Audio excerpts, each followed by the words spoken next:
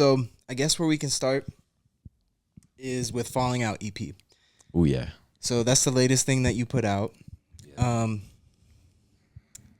was that a planned release, or did you just kind of create these songs and then once you had these songs, you were like, I'm gonna put these together into a project? Uh, so it's like, is it weird to say it's a little bit of a mix of both? No, that's not weird at all. Okay, because like I knew there was like because okay, the first song that I started on with that EP was "See If I Care," and that was like literally like the third song I'd ever made in my life, and I started that like 2 years ago, and I knew it was gonna fall into a certain. It's gonna fall into a certain like subgenre of mine that I plan to take on, and it was the beginning of it. Okay. I put out Disrespectful EP, and like was making tracks along through this entire process, and so it's a little bit of a compilation. Long story short, it's like a little bit of a compilation, and it's a little bit of a planned EP. The name it went through many different names. Okay. Falling Out EP is just kind of like perfectly describes falling out of a relationship with somebody and like becoming distant with them, and the exit stages of love was the premise, I'd say. Yeah, and that definitely comes through in the lyrics and I think the tone of that project.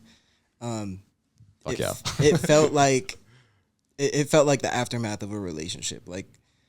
So I feel like that was well reflected. And that's one thing that I like about the project is that I get a sense of where you were when you created it. It doesn't just feel like you were making music for the sake of making music. Like it felt like these were emotions that you were going through, and this was just how you made sense of them.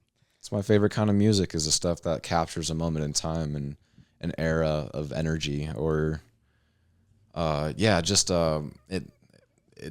catches the theme of what someone is experiencing at a certain time in their life, and no matter what, find a spot, Milo. No matter what, I think that's what makes a good album or like a good piece of audible art is how much you could put yourself into. It's almost like a weird form of empathy, like being able to put yourself in somebody else's shoes, and like a good artist can make you empathize with the moment that they're experiencing, and 100%. That's what I was trying to translate is like it was like the falling out of a very meaningful relationship in my life, and I wanted to capture some of that journey and then, put it into a little EP and a little project on Logic, and here we are, Nice. And I liked it because, at least for me, this EP, I saw the improvement even just in a few months from Disrespectful. Oh, yeah, dude. So, yeah, I thought this was a really good release for you. And yeah, I enjoyed it. I think I've listened to it probably about 4 or 5 times now. Fuck yeah. That's where all my streams are coming from. It's Kenny Moss, everybody. Let's put that on record right now. Kenny Moss music, listening to Christian. I don't know, man. You got like 170 monthly listeners on Spotify. So it's not just me, man. Yeah. It's not just me. Appreciate that. So you were talking about the music that you love, the music that you're inspired by. Mm-hmm. Just give me like 3 to 5 artists that you think shaped kind of how you approach music or what your music taste is in general. Who's 3 to 5 artists that inspired you? I'll start off with my favorite artist right now is Smino, by far. He just, man, it's not even music that I'm even similar to. It's just the way he carries himself as an artist, and his sound is fresh.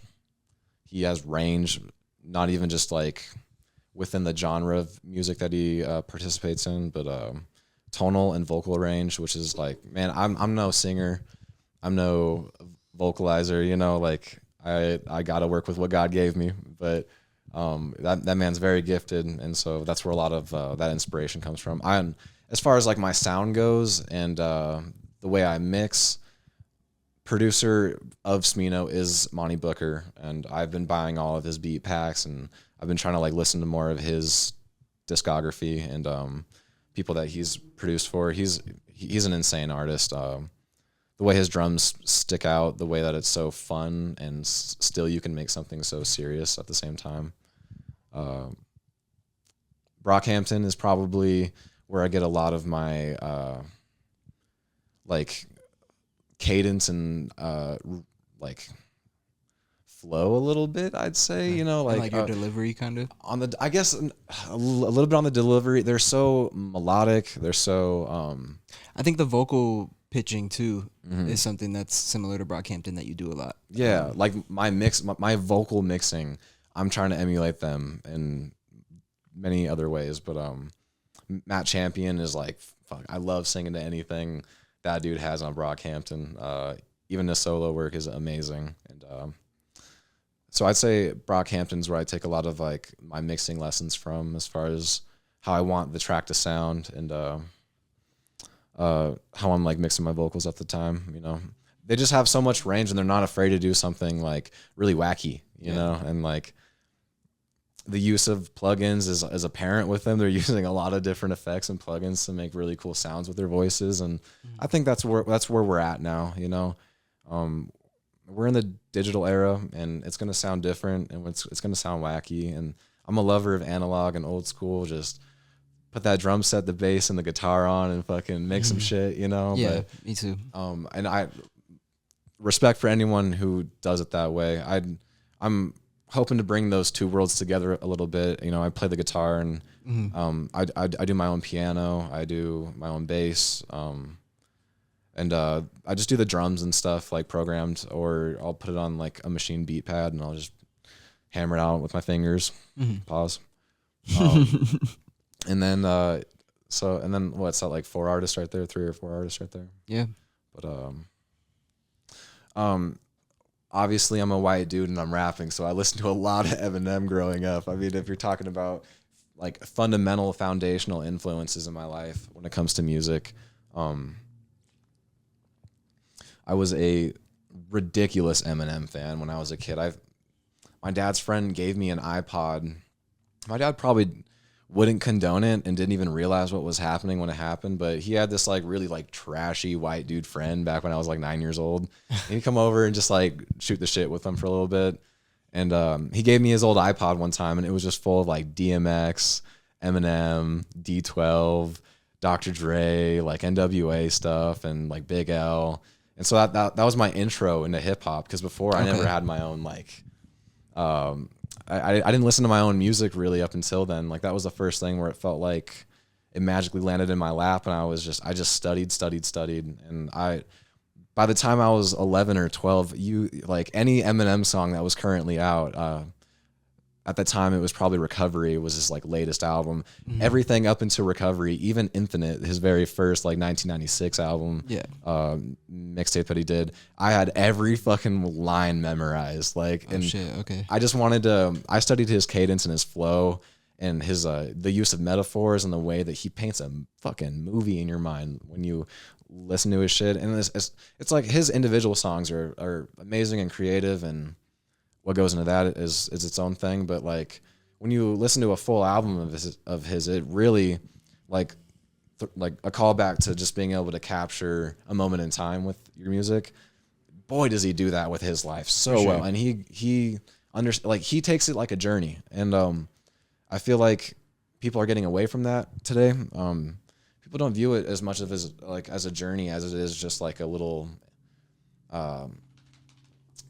like transaction with media, or they're just trying to get some clout, or they just want to do something like out there, you know. But like, man, music for me is like it's so important. It's so important to just my life and like the way that I view life. Like I don't know if I've always really had like, I didn't have any natural inclination to make music as a kid, but I had a natural inclination to just study, and I didn't know why I was studying it so much.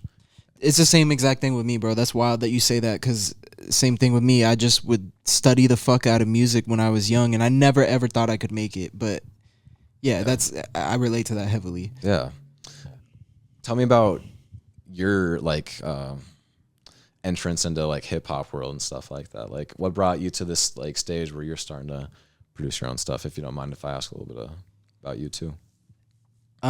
So I've been obsessed with like rap and entendres, and wordplay and multi-syllable rhymes and internal rhymes. Like, So it's the dialogue in hip hop and rap that yeah, grabbed man, you first, huh? alliteration, like just lyrics in general. I've just been obsessed with lyricism since I was like a little kid.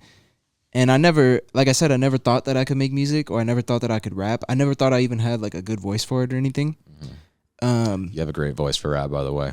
Thank you. Thank you. Los Sombras. Go listen to that shit. Yeah, Las Sombras. Las Sombras out now. But yeah, so really my friends were like, "Hey man, like we rap a little bit.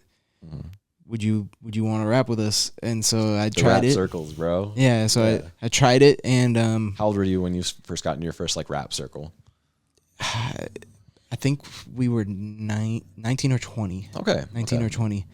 But yeah, I mean, that's as far as like people who rap. Like I had rap circles that were just huge rap fans, but none of them like rapped. Yeah, we're So, like, like- this is your first like freestyle circle. Like it was becoming a normal thing for you guys to kind of like work on your wordplay. And, Yeah, and we were like making songs together, and we were like gonna be so yeah, so that's so important, by the way, for like a real artist these days.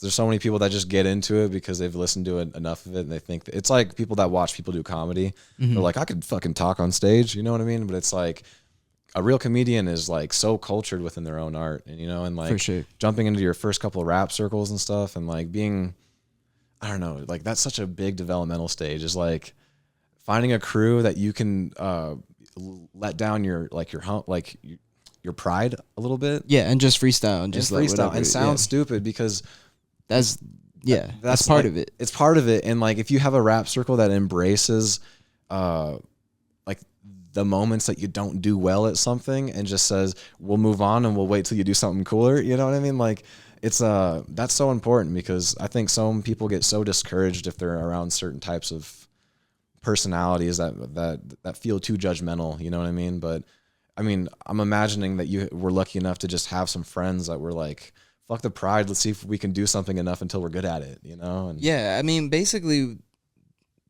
I can't even really remember how they approached it, if I'm being honest. But they were already making music, and they were just like, "Look, dude, you fucking are obsessed with rap. Why don't you try to rap?" And so I tried it, and then I was like, "Oh, I fuck with this." yeah. Which I knew I would, but it was a confidence thing. Like I'd never, I would always write stuff ever since I was a kid, but never actually attempt to try to rap or be a rapper, because I never had the confidence until, people really, until I started getting like confidence from other people, which it shouldn't be that way. Like you should always like, and now I am fully validating myself, right? Like now I'm Yeah. fully confident myself, but yeah, at that time, like I needed other people to be like, no, you can do this, before I believed that I could do it. Well, I think that's natural. I don't think there's anything wrong. I think that's part of everyone's come up. Like, I think, especially when we're young too, we have so many doubts in like our ability to handle shit, And unless you're just born with some crazy sense of like false confidence or realistic confidence that is just right for you. But like, Yeah. I was not a very confident kid growing up. I had a speech impediment. I stuttered all the way through elementary until the point where people thought I was like autistic and shit. Yeah. And so when I got into high school and met people that were just accepting of that, like I opened up, and then little did I know I'd start like, I don't know, being influenced. I mean, I was like heavily influenced by my friends, and like the moment they were like, damn, the first time I got a damn Yeah. from them, Yeah. I was like, that's amazing. Yeah. Like, that external validation is a necessary part of this process of being an artist. I mean, if you secluded yourself from the entire world and got no one's opinion ever, you'd be a fucking wild dude, You'd be wearing underwear in your head and shit, Yeah. There's no telling how weird you can be if you were like to like close off the world, Yeah. The world is, I mean, and that's culture. We're dipping into culture, and it's a feedback loop, and that's part of it. And sometimes it's just curiosity too, because like especially if you mix your own stuff, you've heard it so many times over and over again that like you're just like, I'm familiar with this. Like I wonder what somebody who's not familiar with this would hear. Yeah, if only you could like turn back and just like jump into your brain about a month before you even heard or started mixing that song, and just like, or like even jump back to when you were like a little bit of a kid. Cause I feel like a lot of what people do today is like stuff that like they're trying to emulate some of the best versions of themselves that they pictured as even a kid, you know, like I feel like we all kind of have a superhero version of ourselves that we try to like live up to, you know, but that is super important too. Yeah. I feel like I was probably going to say a bigger point there at the end, but listen, there might be substances involved here. Yeah, I don't know. We have been sipping. I don't know what's we involved. have been sipping. And dude, I'm a blabbermouth, man. Like for a guy who stutters, I talk way too much. But That's what we're here to do, man. Talking's important. So, I want to talk about. I had some questions about how you mix and everything. Yeah. So, when you go to approach a mix, I'm assuming you start with EQ. So, like, are you talking about generally? Because for like a vocal. For a vocal, yeah. So I mean, the first thing on a plug-in chain is an EQ. It's worth it to invest in an EQ. That I mean, like I just upgraded myself to like the Fab Filter shit, and like I was using stock EQs all the way up until Falling Out, I believe. Maybe even during Falling Out, I think most of those songs are still stock EQs and stock everything from Logic, but yeah, no, it's it usually starts with an EQ. Turn down the nasal frequencies, turn down, you know, get those lows. And where do you normally find nasal frequencies? Like my nasal frequencies lie between 3,500 and 4,500 hertz usually. Okay. Just in the environment that I'm in. I have my room, so my whole studio and everything is just in my bedroom right next to my bed, so it stares at me while I sleep and everything, and then I wake up and I'm like, time to work. So like that's like a big plus side to having your fucking studio right in your bedroom. You know? Yeah, for sure. But yeah, so I start with an EQ, hit it with some compression. I hit it with another EQ just to raise up some frequencies on like 5K and above, just to kind of bring in some of that crispiness, some of that those like yeah, I guess like crispy frequency. I don't know how to describe it. It started off like when I used to use EQs, it was a very visual thing. It was just like making shapes all the time. Oh, okay. And just like copying shapes. But then over time, it's like now it's much more of I just listen for it. And depending on how my own voice is that day, some days my voice is kind of nasally. Some days I'm not breathing too well out of my nose, you know, and like some days my S's sound a little bit sharper than others, you know. It just all depends on what's needed for it. But you got to sit there and just mess with EQs enough and like practice without staring down a visual EQ so often, so that like you develop your own ear for it, and eventually you'll just know where you need it. You just know what to unmuddy, you know what to brighten. And but yeah, I mean in a vocal mix, some EQs, compression, pretty basic, you know, compression. I'm not highly sophisticated in any of these things, but I've just like found what works for me. When I first got into making music, I just started off with like some template that I got from a YouTube video, you know, and started there and then found something I kind of liked and then tweaked it until I became good at it and understood like all the small little tools and features that it had. Okay. And so when you go, like you use a lot of, I don't know if it's vocal transformers or pitch shifters or what, but a lot of things like that. Yeah. That I noticed. So what goes into like making the decision to use that? Is it just, okay, I've had this refrain go a couple times, let me do something to spice it up, or what is kind of the thought process there? So as far as the like outside of the general just like EQing, compression, de-essing and stuff like that to get into the wonky effects, like I just like pitched vocals. I mean, I listened to a lot of like A$AP Rocky growing up, and then I got into Brockhampton super heavy, and then like those are two examples of artists that are heavily using pitch shifters and stuff to just disorient the voice. And I like that alien new age sound, man, and that's where you can get it from, is using pitch shifters. I use like Soundboy's Little Alter Boy is just a very basic ass plugin that most people use, and it does the work. And layer multiple vocals is what I can say. You know, like I feel like layering is a big part of my process. Sometimes for one verse, most of my verses have at minimum 5 different vocal layers that are happening at the same time almost constantly. So it's just and like sometimes, and like I got that inspiration from one time I saw, like, I think Billie Eilish put out, like, one of her producers put out like a template thing that where you can download and see what kind of effects and like the composition of one of her songs and stuff. And just off that video alone, I just saw how many vocal tracks that she had on one song, and even just like little whispers and breathing, you know, is like, she really just gets the most out of her voice. Like the voice is an instrument, and like it can harmonize, and you can harmonize with yourself in many different ways. So pitch shifting, vocoders are cool, although too heavy use of vocoder, and like then your voice sounds like it doesn't even fit the pitch anymore, you know? But and then some drive, just to kind of like give a little bit of a static ceiling to it when you get really loud, you know, like that Travis Scott kind of like shouting, you know? That was the first type of, the first template I ever looked up online was like, how do I sound like Travis Scott? And it was some dude like Crab Lord or something on YouTube, and he's like, this is a redundant way on how to do it. And then like I'm like, okay, I'll start there. And then from there just got good at the tools and started, just when I had the money for it, buy a cool plugin and see what it does and see how I can apply it. Nice. Yeah. And so for both these EPs, Disrespectful and Falling Out, you made every instrumental? Yeah.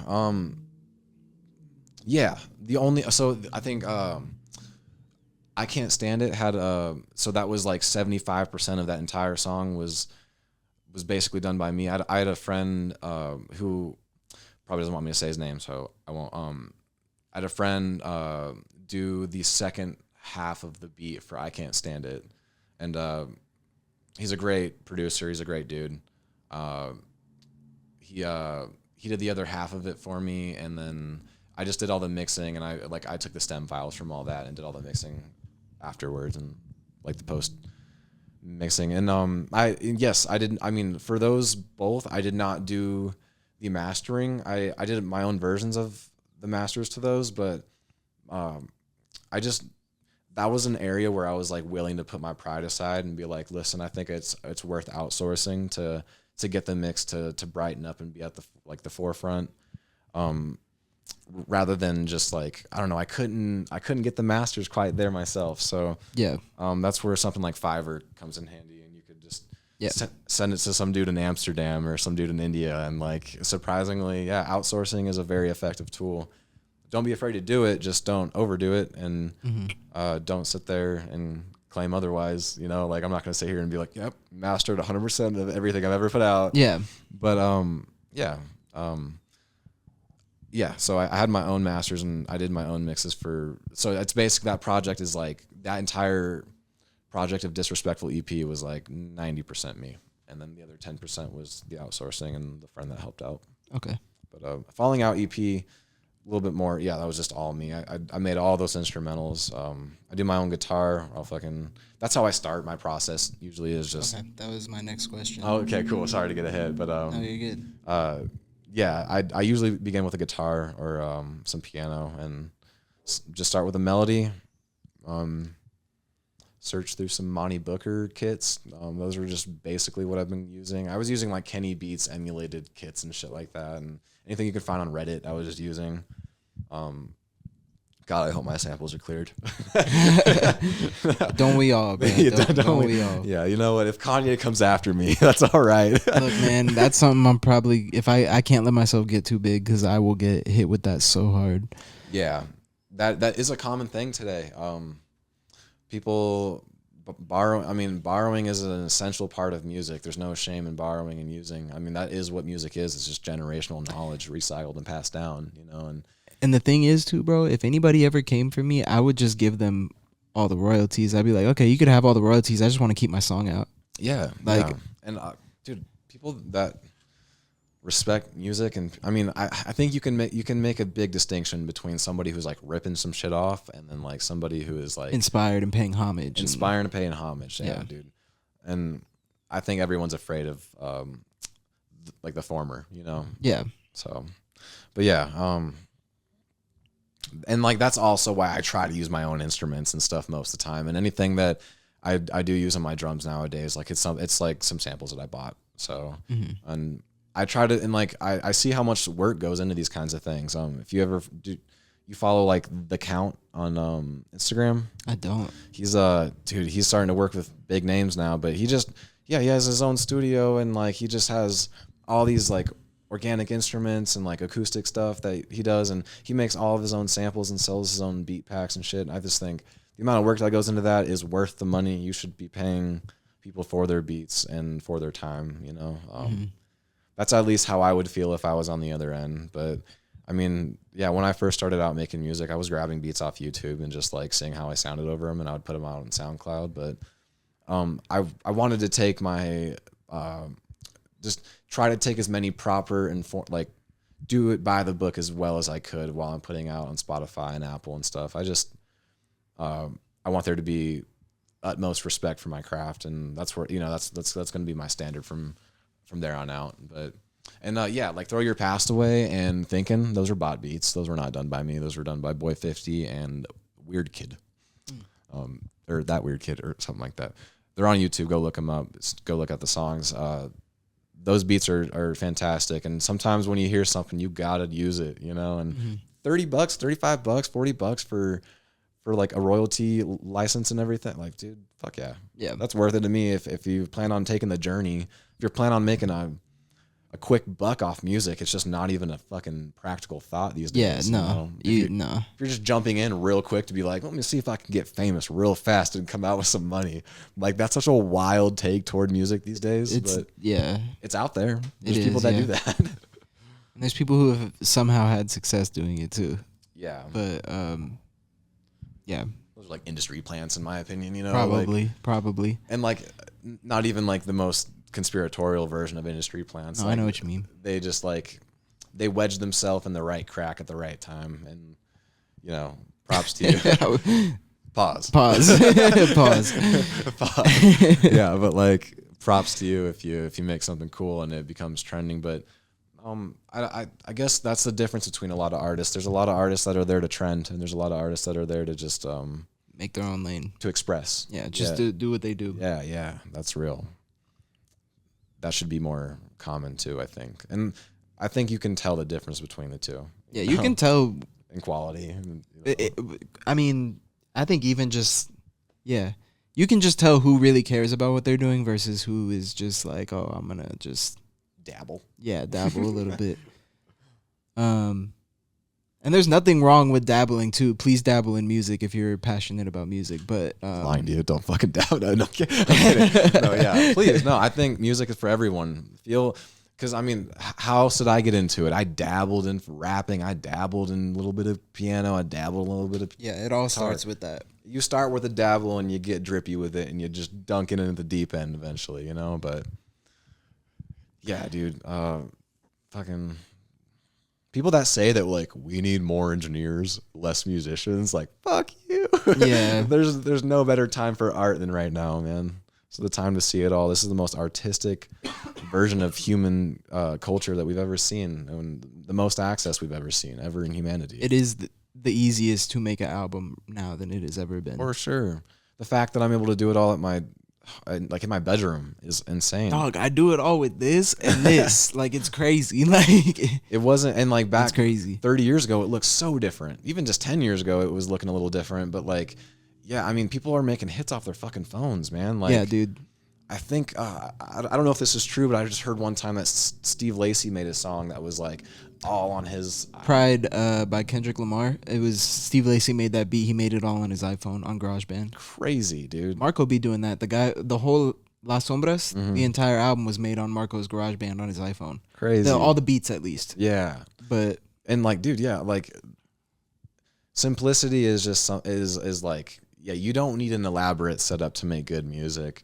It helps. You don't need an elaborate setup to make complex music. You can make complex music with a phone, with an iPhone, bro. Like, it's crazy. Some of the most complex freestyles and like sounds and like experimental like versions of what I was going for were done in just like candidly with friends and like beating on her chest or beating on the tables and making crazy noises and shit. Like, that's yeah, it's a primitive art form, man. It definitely speaks to me, at least. I can't imagine a world with, or like a life without loving music so much. You know what I mean? Like it is so ingrained into my fucking DNA now. Yeah, dude. It's quite literally like like the main reason I do majority of what I do is just to be able to have time to myself to make some music. Like yeah, music is very can't even put it into words if we're being real. But fucking magical, dude.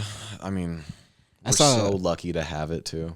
We're so lucky that this fucking species, this human race produces what we do. You know, like we're so cool for that, you know? Like yeah. It's wild shit. I saw it's high thoughts, but it's 100% how I feel all the time. Like sometimes I'll hear a good sign, like a super good song, and I'm just like, thank you. Yeah, God. Thank you. Yeah, like whatever I'm so fucking appreciative. Put this here. Yeah. Thank God we have it because it gets me through my day. Like literally gets me through my day sometimes. 100%. So. Hell yeah. Mm-hmm. Fuck, I was about to say something. I forgot what it was. What's your like for Las Sombras, do you do your own like vocal mixing? How do you go about getting your sound? Dude, your voice on that is just like, you have a very consistent tone with your voice, and it's like that is, some would say monotone. so some would say monotone, but monotone rapper, like I can name monotone rappers are my favorite, man. Yeah, that's why I'm I can inspired name so by many them. of them, you know. Yeah, that's what I'm inspired by. I'm inspired by dudes who get me with their words more than how they sound. Yeah, for sure. And like that has its place 100%. There are, I mean, shit, just to name a couple. Like I know it's like, I hope I don't sound mean when I say that, but like Tyga is like a monotone rapper, like, but and like he's ridiculous and super mainstream and shit. But I never heard that comparison before. No, it's not even a comparison, but it's like you guys do both rap a little bit on the monotone side, and like, dude, like some of the biggest names and some of the biggest songs are just monotone flows and consistent wordplay and shit. But that's where I feel like you kind of have like the upper advantage, is that like your wordplay and your analogy use and the metaphors that you're able to get at. It really feels like you're storytelling. I love that shit, man. Yeah, and like storytelling rap is fucking, that's what really paints the movies in your head and love shit. That shit. You know, like a lot of everything in me. I love that shit. Yeah, and like sometimes I make the comparison between like stylistic rapping, stylistic performances, and like, and then there's like lyrical wordplay, storytelling rap, and there's like, it's a mix of both of those with all rap music today. But yeah, like "Sing About Me, I'm Dying of Thirst" by Kendrick Lamar or something like that. Like Kendrick is a very known, like the way he raps, dude, very monotone. He has a, like, yeah, he does get pretty crazy with the vocals here and there, but if you listen to some of his old shit, very consistent tone. Yeah. And like the wordplay is crazy. He didn't get, it's a story he's telling every time too. Yeah, he definitely didn't get super crazy with the vocals until like Good Kid, Mad City and on. And that's what, but before then he was definitely like, for the most part, pretty consistent with his vocal tone. But yeah, man. But I mean, Las Sombras really was just me trying to practice mixing. Yeah. Because my first album, Michael Kenneth Smith, was mixed entirely by Johnny, and I just knew that I was gonna have to learn to like mix my own. Because one, I wasn't gonna be able to like afford to pay somebody else to mix it, and then he has a bunch of stuff he's got to do as well. So it's like I was like, I gotta learn to mix on my own. So that what started all those songs really started out as, I have nobody else who I can mix, so let me just literally put together my own songs that I can mix myself. So I did, and then I started to like them, and then they had a theme, and I mapped them out in a way that I liked sequentially, and then I just wrote them, and then I was like, fuck it, I'll put it out because I have it now. Yeah.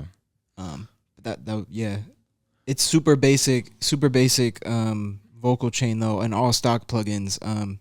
I really like a raw sound for the type of rap that I do. So it fits that, and like it feels closer to the origins of hip hop than where a lot of it's gone today. Like I feel like there's like several genres meddling with like the kind of sound that I want to get at, and you feel closer to those, like, I mean, that boom bap style rap, dude, and like wordplay, like heavy wordplay. That's like the roots. You know what I mean? You feel For closer sure. to the roots of hip hop, you know, and that's what's refreshing about that album too, is yeah, dude, just being able to feel like you're listening to some real like if that came out in like early 2000s or even in the 90s, it like would have been valid, you know what I mean? And Thanks, like, man. but it has that new age mix and that new age sound to it, so it's Thanks, man. yeah, no, it's a fresh palette for sure. It's a fresh take on an old cuisine, you know. That's sick. That's sick. Cause I mean, '90s and shit. That's what I was fully inspired by. So that means a lot that you said that. Yeah, dude.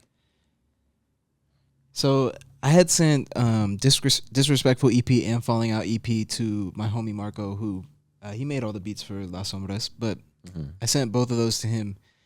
And the thing that he instantly pointed out was he liked the incorporation of the guitar. Yeah. And It's my favorite instrument.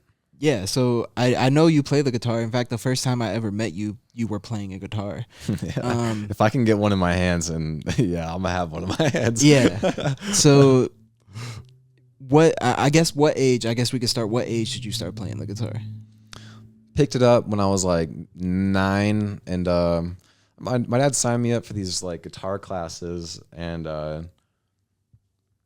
my dad being he's been a part of the music industry in ways.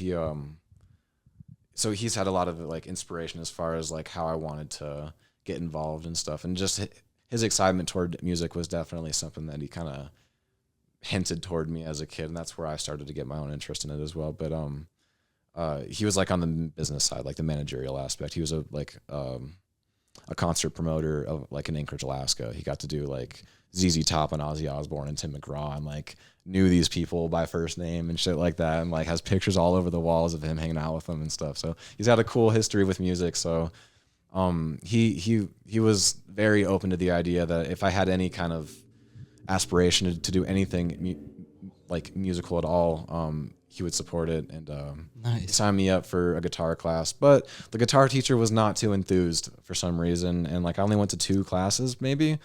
But I still had this like interest in guitar. I only learned maybe 2 chords, and I was trying to get him to teach me a Green Day song, and Green Day being a super heavy influence in my life too, I guess. But yeah, so it started when I was 9. Didn't do anything with it. I mean, after that little like small little episode with it, never touched it.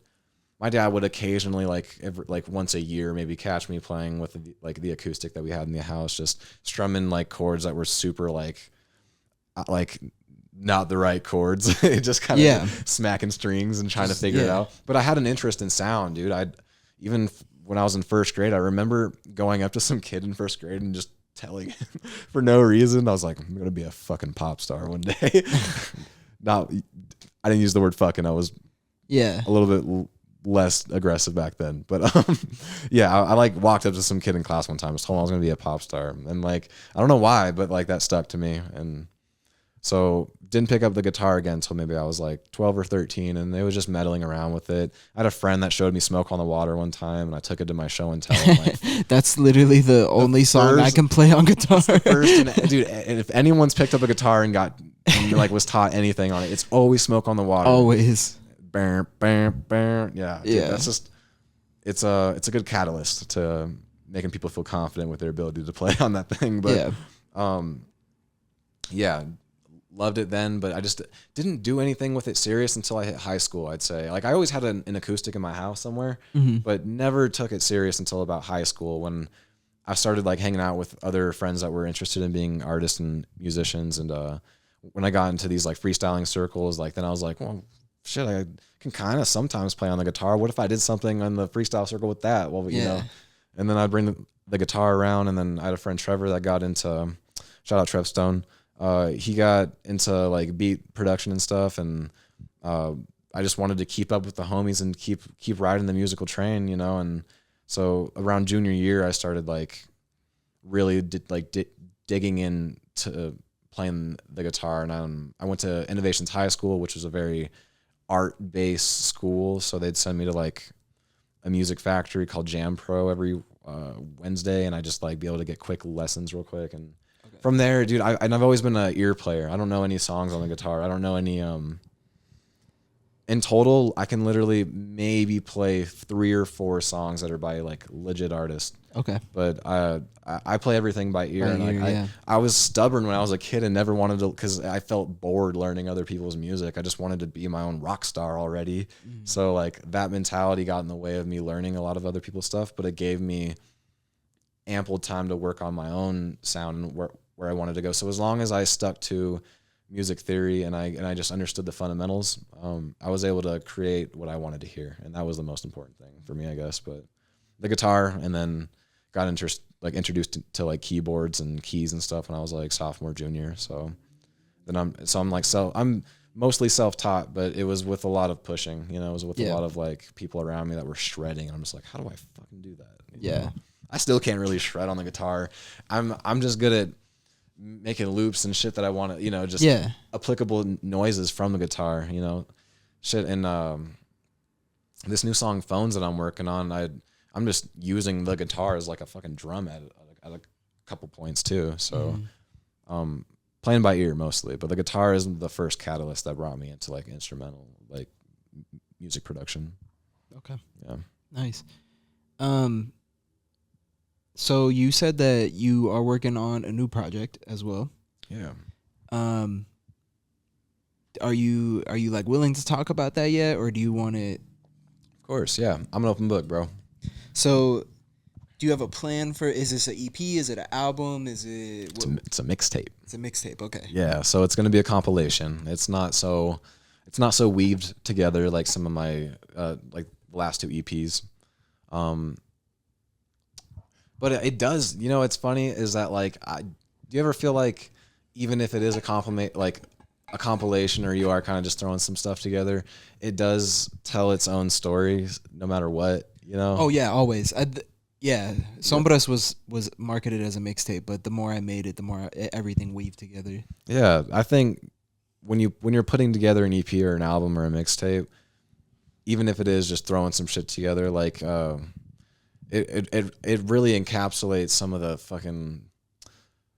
the best moments in the last like 2 years, where it's like, this is all my best work, I'd say, you know, and it's the stuff that I didn't quite have an end result yet ready by the time I had Disrespectful EP, or when I put out Seasons, my first single, and Throw Your Past Away, and thinking like it just didn't fit in with them, you know, and then I end up and I'm like, oh shit, I got all these songs, and then throw them together and I'm like, shit, like the beginning, and like I already have the arrangement down and everything, so nice. It's like nice. I love that shit, man. I'm a nerd about like sequencing and stuff. Yeah. So I'm excited to hear how you did that, because I love the way you sequence these last 2 projects. Thank you. Yeah, it's a struggle for me. I feel like composition and like arrangement is something I struggle with. So if you ever want to help a hand, bro, I'm a nerd about that shit. Yeah, dude. Like if you have finished tracks and you're just like, what order should I put them in? I'm always down to listen to shit and piece together stuff. So yeah, no, I'll keep that in mind for sure. But like this one's gonna be a little bit more like, it's gonna start out with some of my newest sound, and it's gonna end with some of this like the best of my sounds in the last like 2.5 years ish. You know. Okay. And some of it is produced by a homie, and that's more like, it's gonna feel like 2 pieces of an album. It's like 2 EPs stuck together. You know what I mean? Yeah, mixtapes can have that feeling though. Like yeah. There's even an interlude in between it, just to kind of like cut in half, separate it. Yeah. Give and it like a duality kind of thing. You're gonna notice a difference in production for the first couple songs versus the last couple songs, and but I mean, yeah, dude, I'm so excited for it. All these songs were like spontaneous happenings, you know, like a lot of music is today. And a lot of the best work we have is very spontaneous, but these are the reason why it's all some of my best work, is because it is just like I don't know why, but I'm turning on my music setup right now and I'm like recording vocals right now, but I just like, you don't know why you got something to say, but you're saying it, you know? Yeah. That's how, so it's like all these songs feel very spontaneous. I just came out, so there's going to be a song on it, called Sentiment, and like I just made that last weekend, and I got a song, Busy Body, that was made 2 years ago, and Ex Machina, and like I'm gonna have 2 features with, and that's a huge aspect of this project too, is I got 2 features, 2 local artists here in Reno that are sick, fucking love these guys. Let me just talk about them briefly. But your man Hobbs, Harrison Bartlett, that is my man. That is my brother. He's one of the people that he was in the rap circles when we were growing up. You know what I mean? Like, and he was also a little bit older than me too. So like, I kind of like looked up to him and his like musical potential and his like social ability too. So he's had a lot of inspiration in my life, or influence in my life, and so I'm stoked to have him on the EP or on the mixtape. And J. Rue Algeray, man, this guy, he opened up for AG Club. Have you heard of AG Club? Yeah, he opened up for AG Club when they were in town, and dude, he fucking murdered too. I'm sorry for cussing so much. I cuss a lot. No, you're good, dude. I don't care. Yeah, he murdered, dude. I went to go support him mainly, but ironically, I had just gotten into AG Club around that time too. So not only did I get to see some of my new favorite artists that I'm listening to, but like someone here in town that I love his sound. He has like hyperpunk Brockhampton vibes a little bit, you know, and like Brockhampton gets that whole like label gets brought up way too much, but like, yeah, like you can hear the influence in that, but the drum work and the composition, like talking about the way a guy can layer and arrange his music, that dude is on top of it. You know, feels like a Kanye song sometimes. You're just like, where's it gonna fucking go, and why does it sound so good in every part? Yeah, I would have a hard time distinguishing, like, if you got two major sections of a song that just both like rival each other and how good they sound, the way that he's able to weave them together, like. Probably the best song I have as far as composition goes out right now is "I Can't Stand It." Just the way it kind of has like a little mini skit in the in the middle, and then it drops into that newer, fresher version of the beat that was playing before. Yeah, that's really sick about that song. Yeah, and the flow switch up, and so yeah, he's another prime example of a great upcoming artist here in town.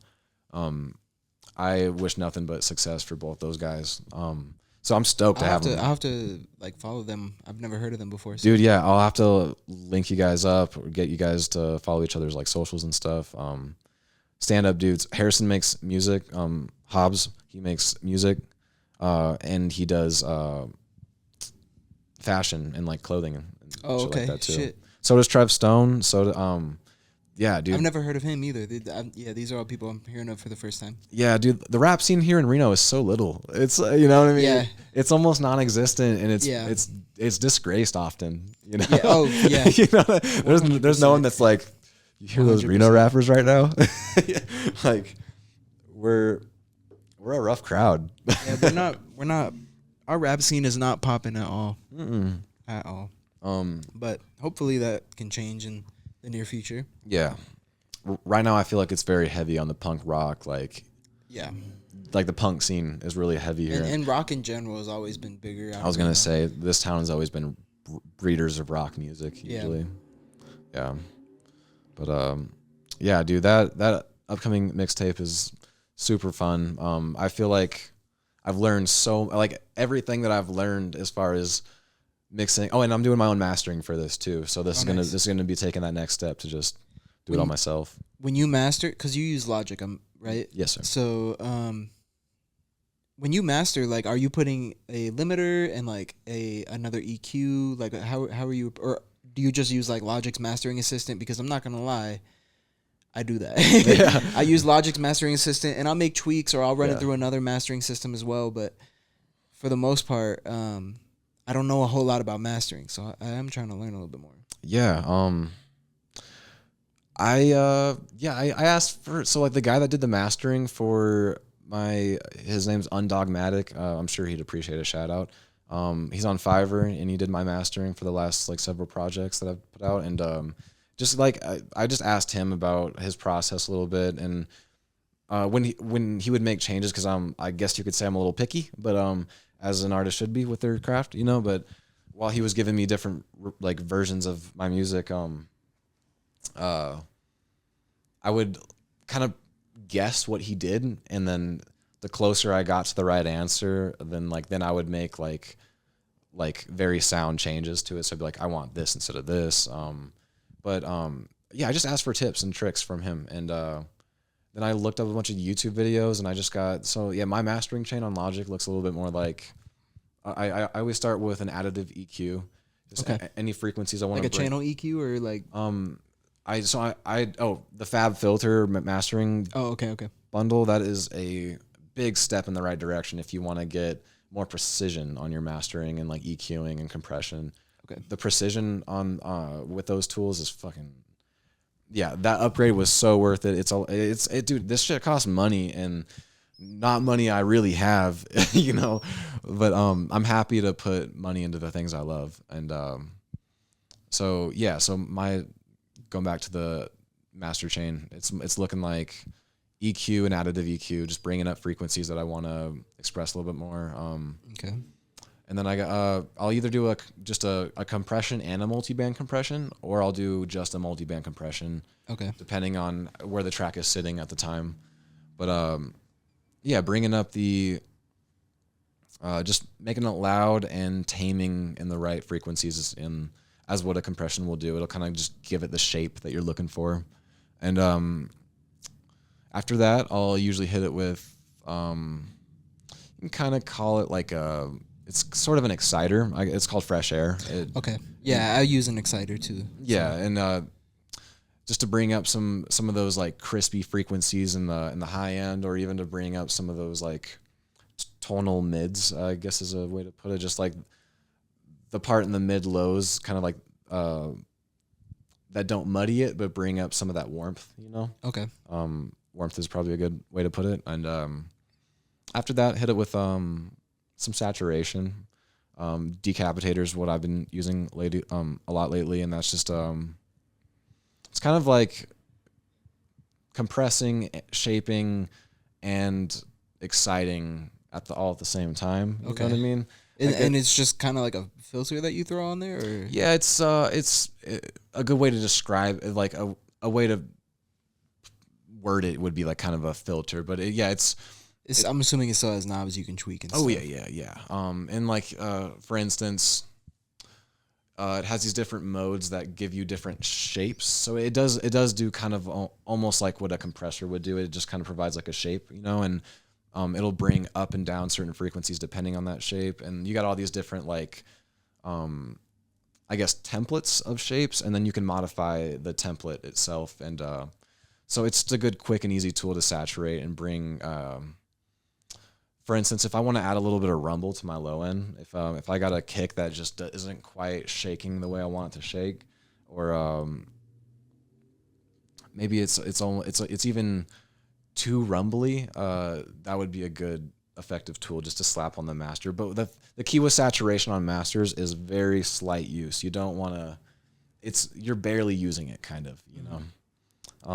And then a subtractive EQ, just to take out anything that with the compression or the multiband compression, just bringing up and down sounds, like sometimes it brings up a couple tones, and you get these disrupting frequencies. So like it's good to bring those down with and that's why the Fab Filter bundle, with that Fab Filter EQ, you're able to do a lot more precision EQ cutting. You know, they got these like you got a lot of different types of shapes that you can create with it, rather than like the stock Logic program. The stock Logic plugins, they're great and they're effective, but you can't really slice and dice right where you need to every time. Yeah. And then a limiter, also Fab Filter. I probably look like a fucking sponsor, or like they're fucking sponsoring me at this time. But like, yeah, when I see good products and when it upgrades my sound and brings me to the level that I'm looking for, like, yeah, they get all the fucking praise. You know what I mean? Like, it's worth the money. And I'll slap on a limiter at the very end and shape it around where I need to, and then boom. But that's basically it, I'd say. Yeah. That's sometimes it's even less than that. Sometimes I don't even use the multiband. Sometimes I don't use the regular compression. Sometimes I don't use the fresh air. The fresh air is something like the exciter is. I just barely am. I'm like barely using most of these things. Yeah. What you want to do is work for high quality. Like, you want to do your best to make the raw audio file sound as good as possible before you start. Because like you'll hit this point where you sound overproduced if you using too much of these exciters and saturators and stuff. So it's very limited use, and you have to be very reserved when using them. It's key. For sure. So that's pretty sick. Then, the next project then is gonna be, for the most part, entirely produced, mixed, mastered, and performed by you. Yes, sir. That's something that most artists cannot say. So Sick. that's pretty sick. Yeah. The perform aspect is cool. I already performed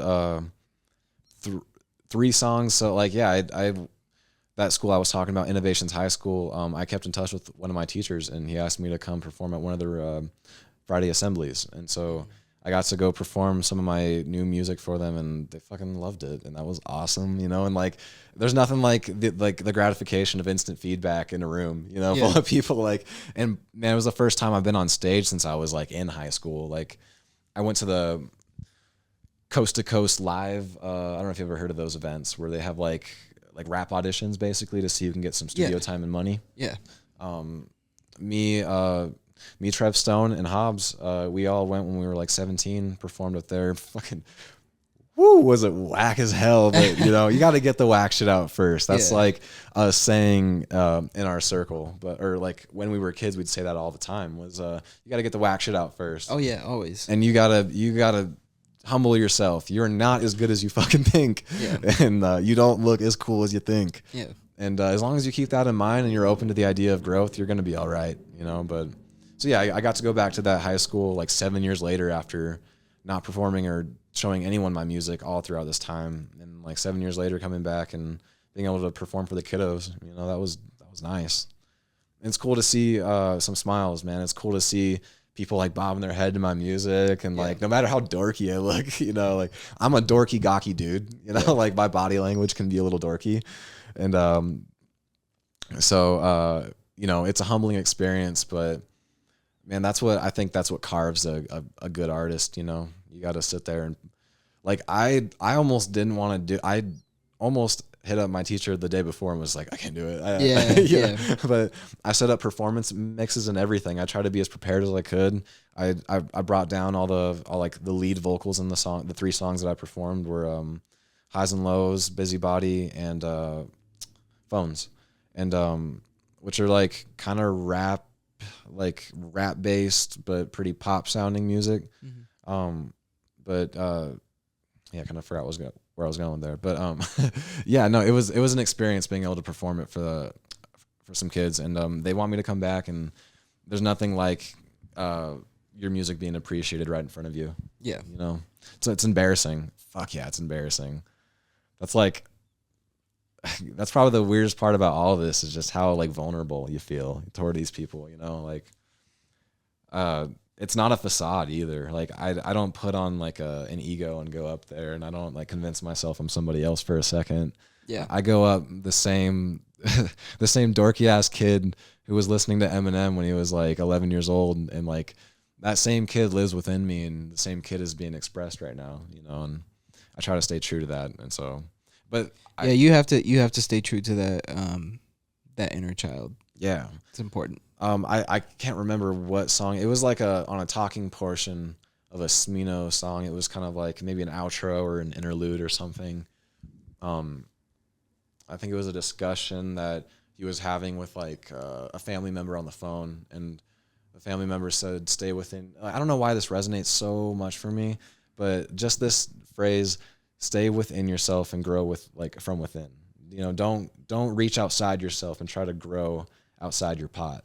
You know, like, and that's not exactly what he said, but staying within yourself and growing was that spoke to me, and so that's where I'm trying to feed and express that inner child within myself, but also at the same time building building on top of the foundation. You know, becoming older and wiser and smarter or stupider. I don't know which way I'm going, but I feel smarter. I feel more comfortable with the information I have at hand right now, you know, so that's the best part about growing up, I'd say. Yeah. But for sure. So that's pretty much what I got for questions, man. I want to say thank you for coming on. Yeah, dude. It was a pretty sick conversation. I'm excited for your next project to come out. When it does come out, we can have you on again, and we can kind of go in depth on that. Do a little bit more of a track by track thing. Yeah. I love that. So yeah. Thank you. Yeah. Thank you. Yes, sir.